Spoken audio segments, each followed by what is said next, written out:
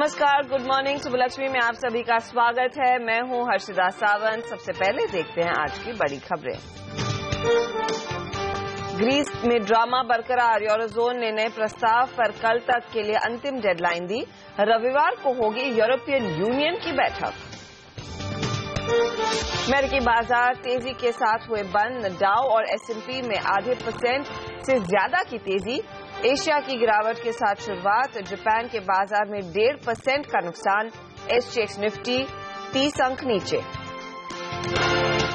सोने और चांदी में भारी गिरावट। सोना 4 महीने के लोज पर पहुंचा। कॉमेक्स पर दाम $1155 के नीचे। चांदी भी $15 के नीचे फिसली। कल की भारी गिरावट के बाद आज कच्चे तेल में मामूली खरीदारी। ब्रेंट पर भाव $58 के नीचे। नाइमेक्स क्रूड में आधे % की तेजी। और फ्लैट स्टील इंडस्ट्री को सरकार दोबारा दे सकती है बड़ी राहत। इंपोर्ट ड्यूटी 10% से बढ़ाकर की जा सकती है 15%। CNBC आवाज की एक्सक्लूसिव खबर। हाइनेकेन ने यूनाइटेड ब्रूरीज में 3.2 हिस्सा खरीदा। 872 करोड़ में हुई डील। अब यूनाइटेड स्पिरिट्स नहीं होगा UB की प्रमोटर कंपनी। और AP शाख कमेटी की मैच पर कंसल्टेशन प्रक्रिया खत्म। कॉर्पोरेट्स को टैक्स राहत मिलने के आसार।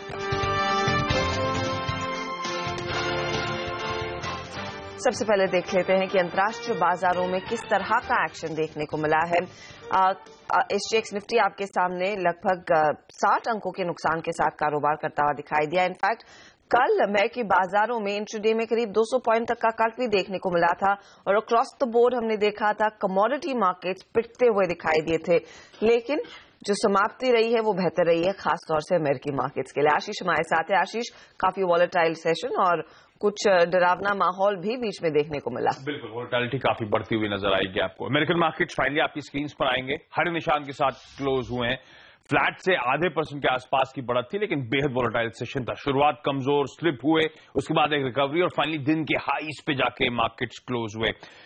ग्रीस सबसे बड़ी दिक्कत इस समय है और इसीलिए आपने देखा था वो वे डाउन कर रहा था सेंटिमेंट्स पर। कमजोर शुरुआत होती हुई इसके अलावा रिजल्ट्स की शुरुआत होनी है। आज वहां पे एल्को अपने तिमाही रिजल्ट्स पोस्ट मार्केट आज डिलीवर करेगा।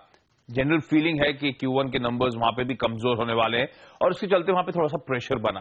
लेकिन गिरावट के दौरान S&P ने अपना 200 दिन का जो मूविंग एवरेज था, DMA था, उसके नीचे जाके ट्रेड करना शुरू कर दिया।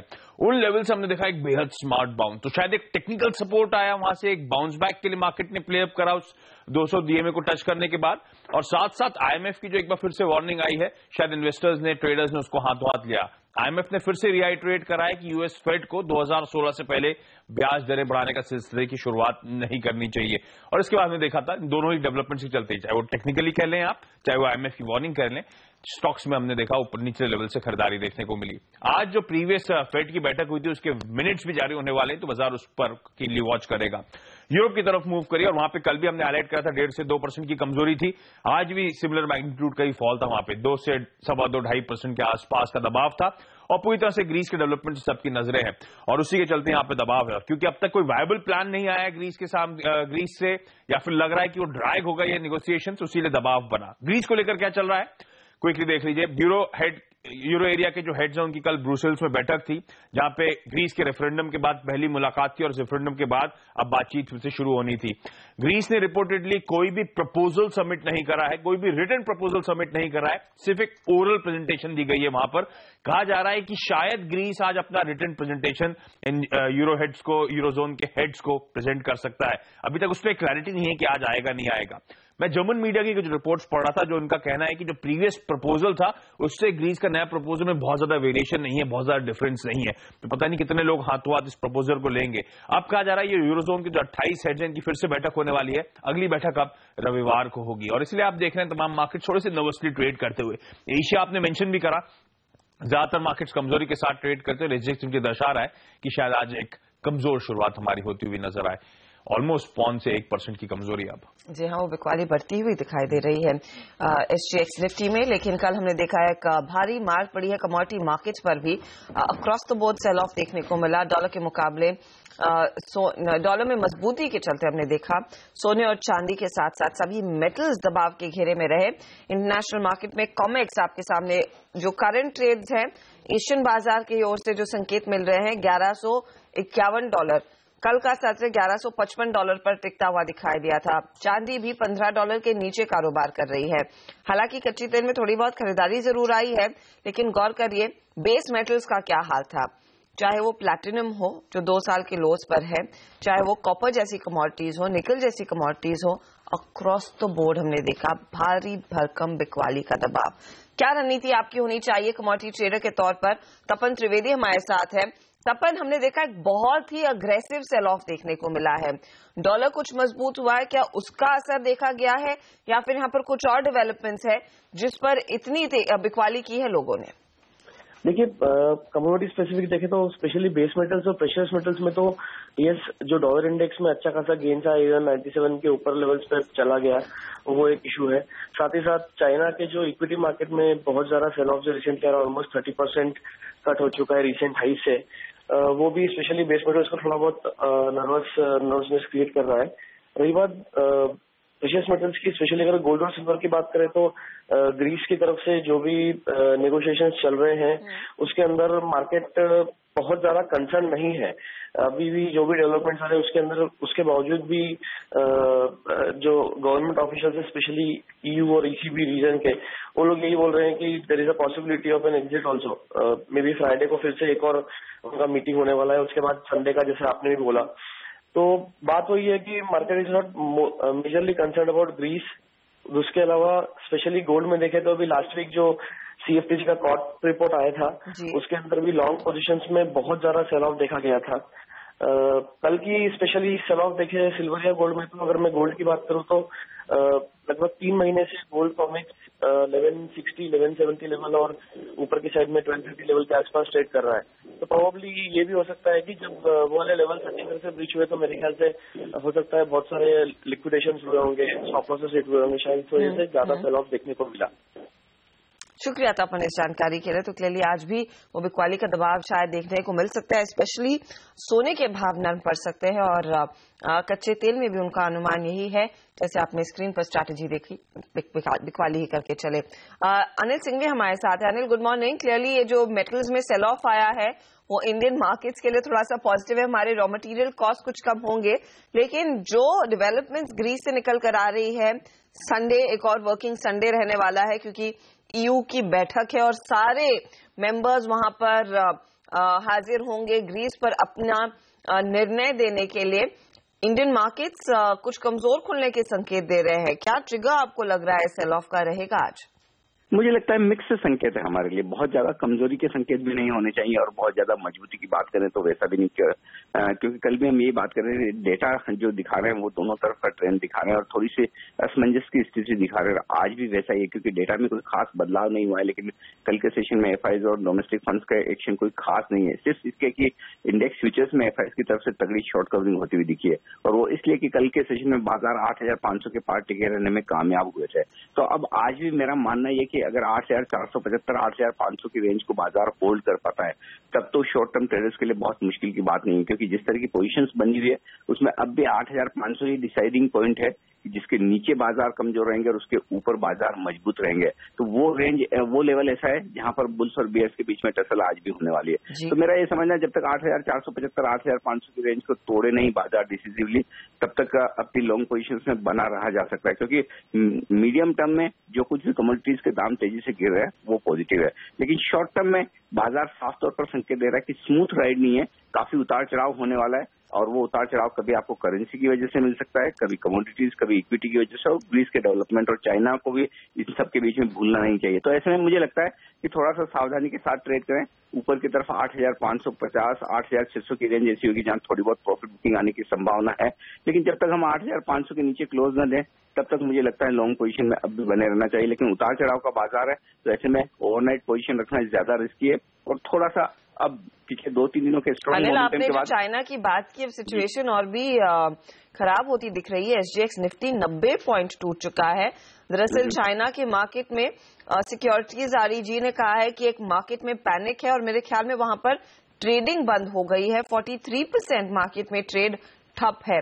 शायद उसी का असर हम देख रहे हैं, ज्यादा दिख रहा है SGX निफ्टी पर। बिल्कुल होना भी चाहिए। भले ही चाइना के मार्केट बेयर मार्केट में आ चुके हो बाय डेफिनेशन कि वहां पर मंदी शुरू हो चुकी है। हम लगातार 2 दिनों से यही कह रहे हैं कि चाइना के रेगुलेटर्स जो कुछ भी एक्शन ले रहे हैं वो अल्टीमेटली गिरावट को थाम नहीं पाएंगे। टेम्पररी एक हो सकता है, लेकिन अल्टीमेटली चाइना के बाजारों को गिरना है। अब दिक्कत ये है कि चाइना के बाजार इतना तेजी से गिरेंगे, वैसे देखा जाए तो हमारे लिए नेगेटिव बात है नहीं, लेकिन फिर भी on day to day basis sentiment के लिहाज से जो कोरिलेशन है वो साफ तौर पर दिखता है। उस लिहाज से चाइना की गिरावट का एक असर तो हमारे यहाँ पड़ना ही है। तो फिर उस लिहाज से अगर आज जिस तरह से SGX निफ्टी 100 पॉइंट नीचे संकेत दिखा रहा है, 8,475 के नीचे हम खुलते हुए दिखे, तो फिर मेरा ऐसा मानना है कि फिर तेजी की पोजीशन से हट जाना चाहिए। वो ज्यादा बेहतर रणनीति होगी बजाय इसके कि आप इंतजार करें। और फिर उसके बाद मुझे लगता है अगर ग्लोबल सिचुएशन इसी तरह से थोड़ी सी वॉलेटाइल रहती है, फिर 8,200 8,300 वो रेंज हो सकती है जहां पर आपको फिर से बाजार में एंटर करने का मौका मिले। तो थोड़ा सावधानी के साथ रहना और लॉन्ग पोजीशन पर प्रॉफिट बुक करना, ये ज्यादा सही रणनीति हो सकती है। ओके, और इस बीच पीपल्स बैंक ऑफ चाइना कह रहा है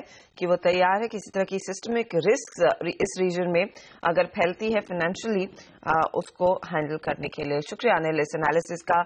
अंतर्राष्ट्रीय बाजार आज स्पेशली एशिया की तस्वीर बहुत ही खराब होती दिख रही है और उसी का असर आप देखेंगे SGX निफ्टी पर आ रहा है। हैंगसेंग जैसे मार्केट्स कल भी टूटे थे, 4% नीचे ये भी कारोबार कर रहा है। निक्केई हमने एक हेडलाइन के तौर पर कहा था कि यहाँ पर प्रेशर है, लेकिन अब ये जो प्रेशर है वो बाकी एशिया बाजारों में भी फैला है। तो आज टेक्निकली इंडियन मार्केट्स में आपकी क्या रणनीति होनी चाहिए उस पर एक चेक लेकर आएंगे और साथ ही कौन से स्टॉक्स है जहां पर आज आपकी नजर होनी चाहिए आपको बताएंगे उस पर ट्रेड ब्रेक के बाद।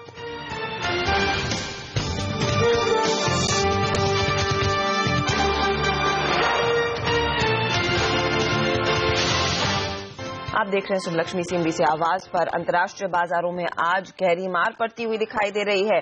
चाइना के बाजार से वो सेल ऑफ शुरू हुआ और आप देखिए यहाँ पर बाकी मार्केट्स पर इसका भी और भी बुरा असर पड़ रहा है। वैसे कमजोर शुरुआत थी निक्केई में और चाइना के मार्केट के डेवलपमेंट्स के बाद आप देखिए हैंगसेंग के मार्केट्स भी 4% टूटे हैं।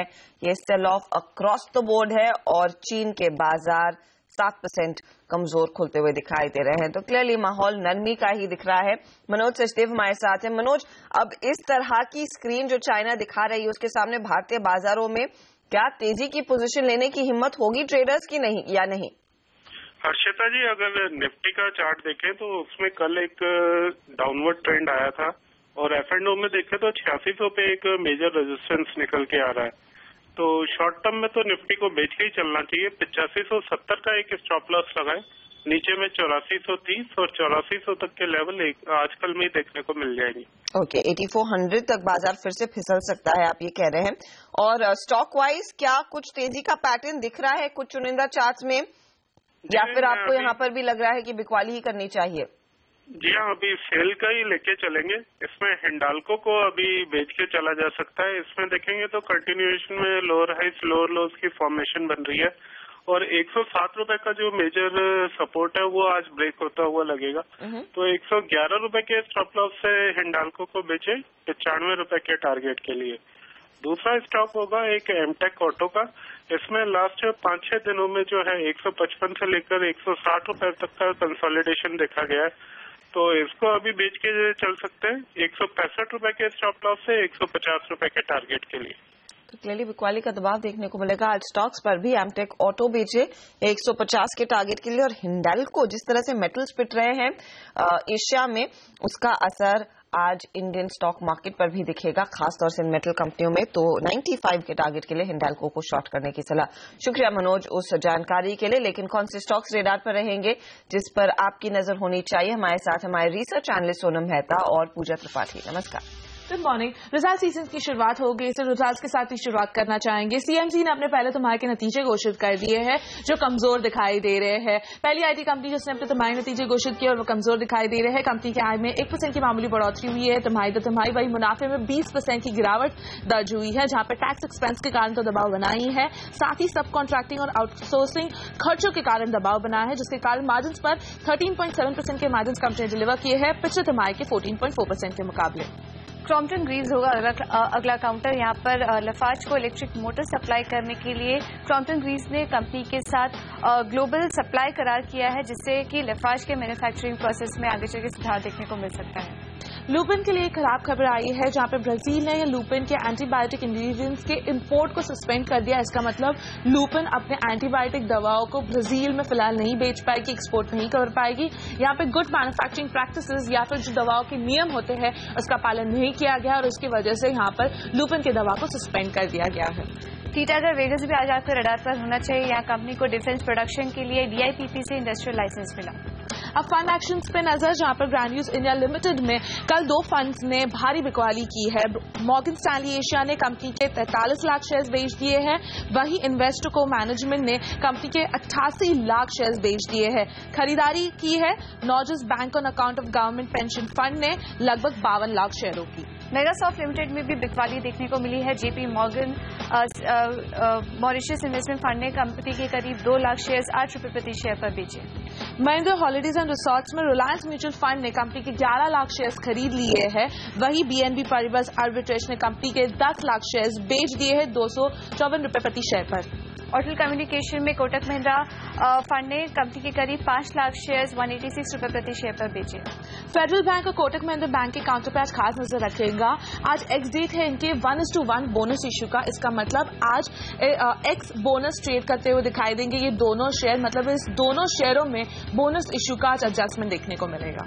इसके अलावा गोवा कार्बन अपने नतीजे घोषित करेगी और इस नतीजे पर हमारी नजर रहेगी। और इसके अलावा एल्विन रेमेडीज और A to Z इंफ्रा में सर्किट फिल्टर रिवीजन देखने को मिला है, 20% से 10% रिवाइज कर दिया गया है। और मिक इलेक्ट्रॉनिक्स में भी सर्किट फिल्टर रिवीजन 10% से 5% कर दिया गया है। तो इन तमाम काउंटर्स पर आज हमारी नजर रहेगी। शुक्रिया इस जानकारी के लिए। तो तमाम स्टॉक्स यहाँ पर खबरों का असर देखने को मिलेगा, लेकिन स्टील इंडस्ट्री के लिए यहाँ पर एक राहत की बात आती हुई दिखाई दे रही है। सरकार तैयारी कर रही है और हमें एक्सक्लूसिव जानकारी मिली है कि फ्लैट स्टील प्रोडक्ट में ड्यूटी 10% से बढ़ाकर अब 15% की जा सकती है। हमारे ब्यूरो चीफ लक्ष्मण रॉय बता रहे हैं स्टील कंपनियों के लिए ये कितनी अच्छी खबर है। बिल्कुल, हमें जो सूत्रों से जानकारी मिली है उसके मुताबिक सरकार स्टील प्रोडक्ट के जो चुनिंदा प्रोडक्ट हैं उस पर इंपोर्ट ड्यूटी बढ़ाने का फैसला जल्द ले सकती है।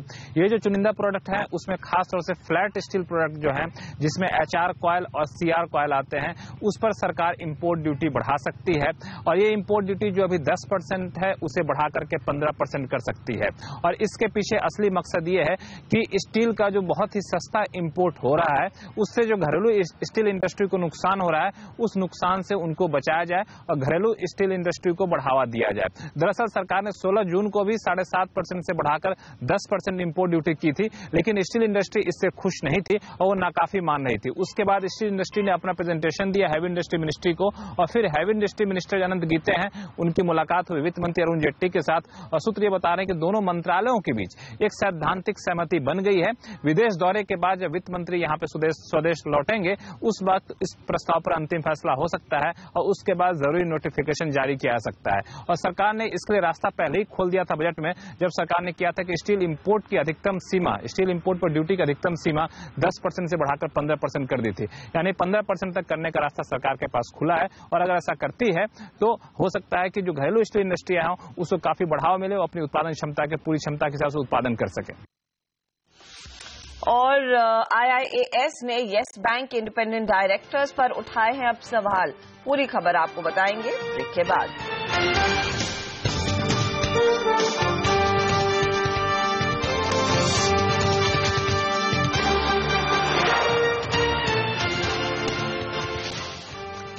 आज भारतीय बाजारों के लिए शुरुआत नरम होती हुई दिखाई जरूर देगी। चाइना से अपडेट्स यही आ रहे हैं कि वहां पर मार्जिन्स बढ़ने के चलते ट्रेडिंग पर हॉल्ट है। स्टॉक मार्केट करीब 7-7.5% टूटता हुआ दिखाई दिया था।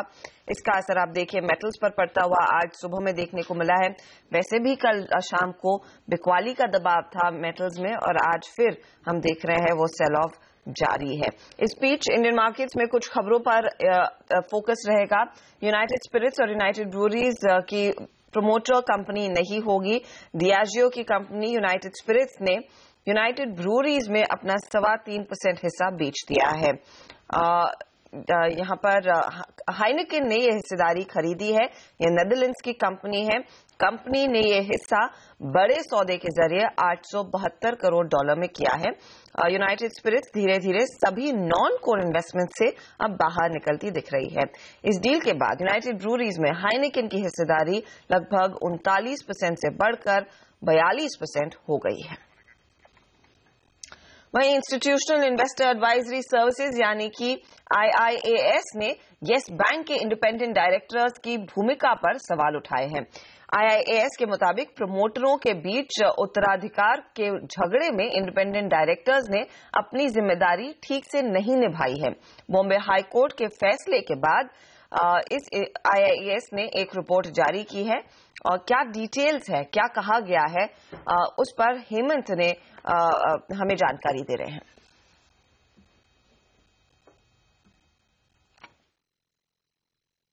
देखिए, प्रॉक्सी सर्विसेज प्रोवाइड करती है IIAS, और जिस तरह से इन्होंने अपनी रिपोर्ट जारी करी है, इसमें हालांकि वो कह रहे हैं वो किसी प्रमोटर ग्रुप का इस समय पक्ष नहीं ले रहे हैं, लेकिन हम सबको मालूम है मधु कपूर और राणा कपूर के बीच में जिस तरह से विवाद चल रहा है, इस रिपोर्ट के आने से ऐसा ही लगता है कि वो जो उंगली उठा रहे हैं वो राणा कपूर के ऊपर उठा रहे हैं। हालांकि वो इस बात को कह नहीं रहे हैं रिपोर्ट में, लेकिन साफ तौर पर ऐसा ही दिख रहा है, क्योंकि वो ये कह रहे हैं कि ये जो पूरा मामला हुआ है उसमें इंडिपेंडेंट डायरेक्टर्स ने अपनी सही से भूमिका नहीं उठाई है। जो राणा कपूर ने कहा है वो इंडिपेंडेंट डायरेक्टर्स ने उसके ऊपर मोहर लगाई है, और इंडिपेंडेंट डायरेक्टर्स की भूमिका दरअसल उससे ज्यादा है। और अगर आप ये भी देखें तो वो ये भी कह रहे हैं अपनी इस रिपोर्ट में, जो 2 इंडिपेंडेंट डायरेक्टर्स हैं रवीश चोपड़ा और MR श्रीनिवास, वो दरअसल शायद राणा कपूर के क्लोज जानने वाले हैं और उनके साथ वो पहले भी काम कर चुके हैं, और वही लोगों को इंडिपेंडेंट डायरेक्टर भी बनाया गया है। तो साफ तौर पर वो यही कह रहे हैं कि समय शायद ये सही होता कि इंडिपेंडेंट डायरेक्टर्स खड़े होते और बैंक के हक में वो फैसला लेते, किसी एक प्रमोटर के हक में फैसला नहीं लेते।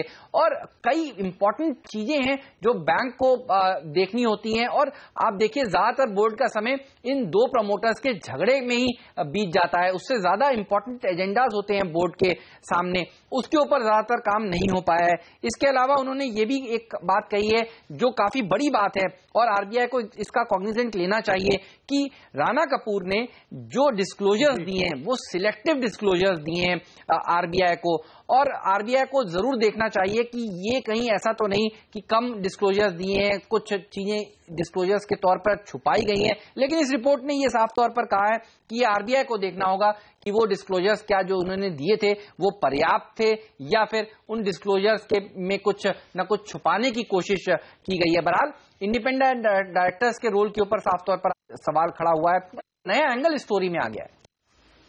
देखना होगा कि स्टॉक में क्या वाकई में रिएक्शन देखने को मिलेगा इस डेवलपमेंट के बाद, क्योंकि अब तक इस खबर पर शेयर ने ज्यादा रिएक्ट नहीं किया है। वक्त हो रहा है लेकिन एक छोटे से ब्रेक का, लेकिन आप बने रहिएगा CNBC आवाज पर। अंतर्राष्ट्रीय बाजारों के सेल ऑफ के बीच आज आपकी ट्रेडिंग स्ट्रैटेजी क्या होनी चाहिए, कौन से वो ट्रेडिंग आइडियाज है जिस पर आप नजर रखें और फायदे की बात आपके लिए हाथ निकल कर आएगी, ये हाजिर होगा स्टॉक 2020 में, जहां पर आपको मिलेंगे आज के 20 बेहतरीन ट्रेडिंग आइडियाज। नमस्कार।